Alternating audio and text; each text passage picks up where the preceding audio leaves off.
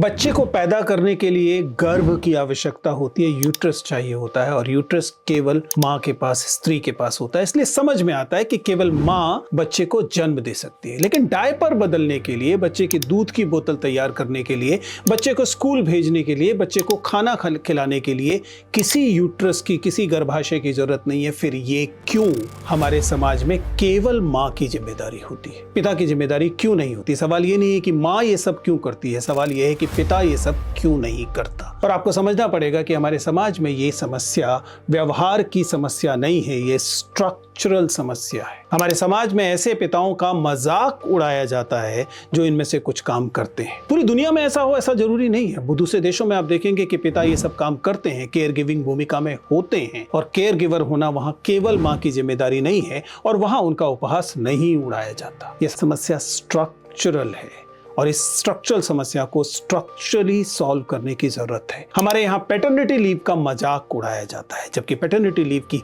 संख्या लगभग maternity leave के बराबर होनी चाहिए और एक ऐसा समाज होना चाहिए जिस समाज में दोनों इस जिम्मेदारी को साथ साथ बराबर तरीके से निभाएं। तो कुल मिलाकर मदर का केयर गिवर भूमिका में एक्सपेक्ट किया जाना हमारे समाज का संरचनात्मक दोष है। इसे दूर किए बिना आप किसी बराबरी, किसी इक्विटी की अपेक्षा नहीं कर सकते।